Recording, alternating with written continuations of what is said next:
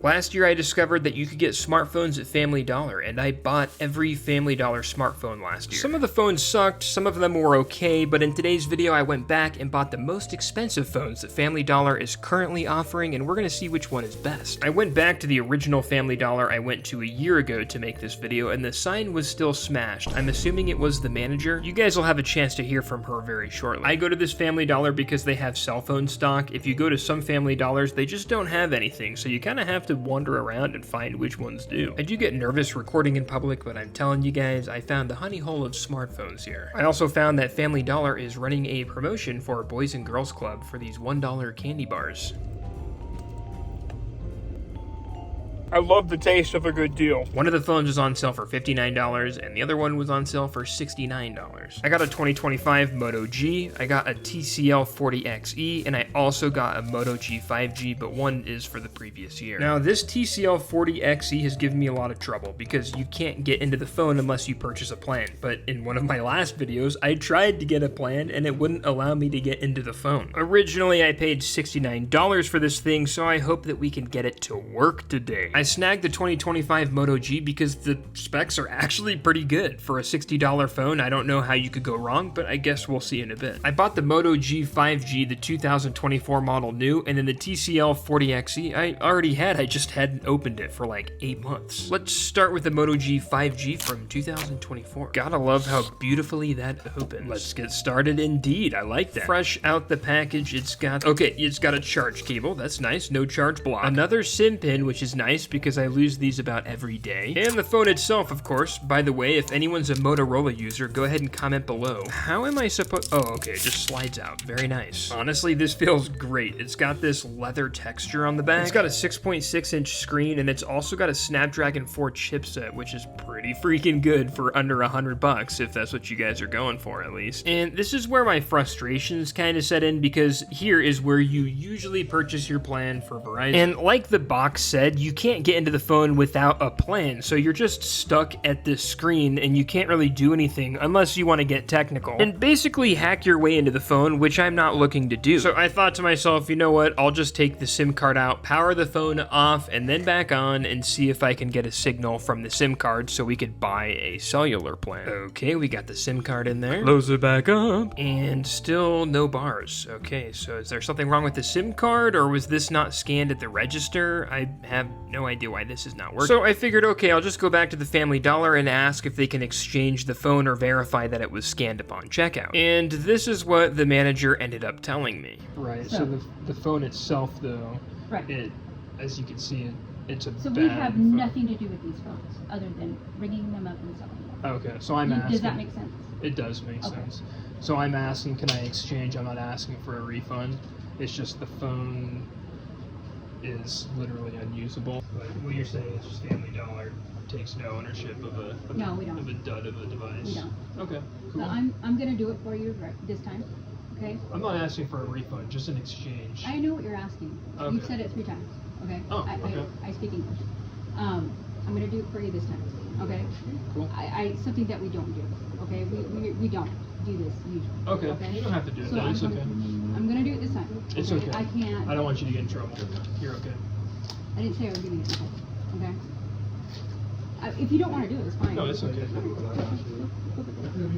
Alright, you have a good day. Awesome, thank you. Yeah, so she wasn't having a good day. I ended up going to Verizon, they couldn't help me, and then I ended up just calling the number that was on the screen, and they activated the SIM card that was already in the phone. And the good news is we've got bars, so we're gonna go ahead and set this phone up off screen, and in the meantime, move to the next phone. Don't worry, we'll come right back to it, but for now I wanted to show the Moto G 5G because this is a 2025 version, and you could get it from Family Dollar. With this being the 2025 version, it does have some upgrades. One of those being is the screen is a little bit bigger, and it's got a MediaTek Dimensity 6300 processor, which is an upgrade compared to the older model with the Snapdragon 4. Unboxing these is interesting. I figured if I would open this one from the bottom, it would just open a bit easier, but these things on the top, where it hangs on this shelf, has this piece of plastic that prevents it from opening the box. Once I had cut that off, we were good to go. Now that we're in the box, it looks like we we've got a USB-C to C type. That's always good. Also wrapped in this what seems to be like a biodegradable material. It looks very nice. Good job, Motorola. Let's see what we're working with here. I'm pretty sure this looks similar to... Oh, dang.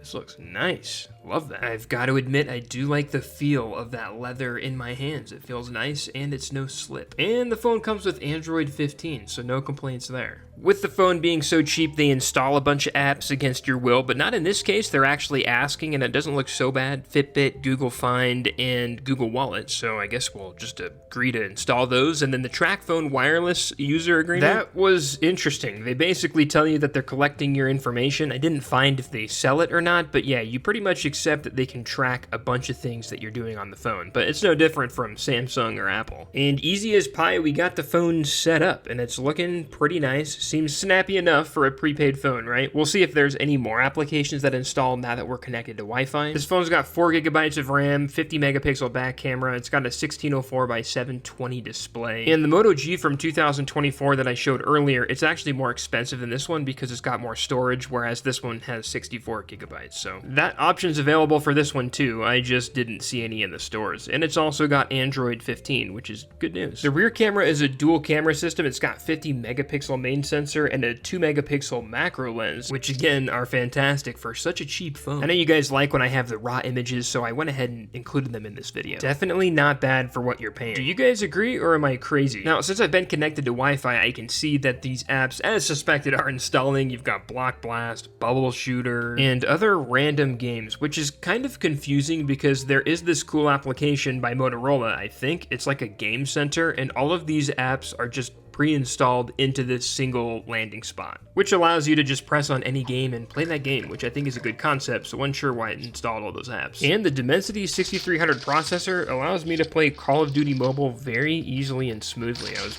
really impressed by its performance. From this phone to the 2024 model, the biggest difference is going to be an upgraded processor with this phone. For under $100 for a brand new phone, I don't see how you could go wrong with any of these, but I really like the way this one felt, and I would actually daily drive this myself. Coming back to the 2024 version, which is on the right, you're going to have a little bit smaller of a screen. The back cameras are actually the exact same specs. Both have a 50 megapixel main camera with a 2 megapixel macro lens. That extra lens you're seeing on the 2025 version, that's just a light sensor. The light sensor could help adjust screen brightness, and then it could also help with the camera settings leading to improved photo quality. Here's the full specs on the screen if you want to pause this and compare each phone.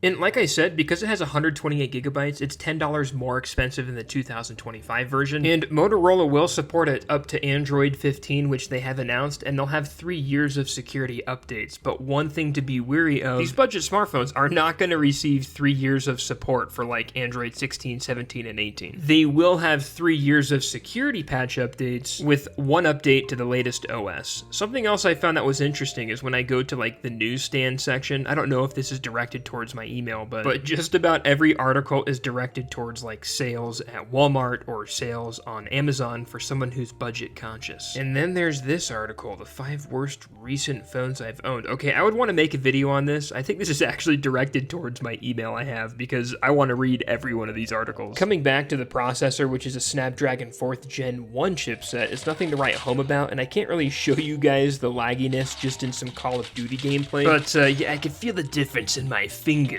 Not just in the gaming, but like the overall use of the phone, this device lags a bit more than the 2025 version. When it comes to the camera, now I can actually tell a difference in the camera quality, and it's because of the light sensor. Yeah, okay, Patrick, shut up, dude. I was talking. Jeez. But yeah, Patrick does have a point. You can see that the colors are just different in these photos compared to the other. Definitely not bad. In the end, either of these phones would do just a fine job, especially if you're looking to spend under $100. Just know that Verizon is going to cost you something. The last phone I have is a TCL 40XE 5G. It's a 5G device, and compared to the last 2 devices we reviewed, I would go with those, but maybe you're a TCL guy and you want to check this one out. Now, this device was released in 2023, so I'm confused on why it's still $69 because, as I'm about to show you, the phone is clunky and just feels super cheap. I'm not a fan of it. It just looks way too plasticky or fiberglassy. I feel like I'm going to get a sliver if I rub my fingers along the back. The camera's only 13 megapixels, megapixels, but it's AI, whatever that means. And I hope someone from Family Dollar sees this video, because every Verizon phone that I've gotten from Family Dollar recently does what you're seeing right here. The web page not available, or I can't access the cellular options. The good news is I bought a cellular plan on the other SIM card from the other phone, and I put that into here, and there was no limitations to like using that SIM card in this phone. This phone is just cluttered with a crap ton of applications. Like, it's just an overload of apps. 21 gigabytes of who knows what was taken on the phone before I even did anything with it. The camera is only 13 megapixels, display 720 by 1612, 64 gigabytes of storage with 4 gigabytes of RAM, and a MediaTek Dimensity 700. It's running Android 13, and I hate the sound of the vibration on this.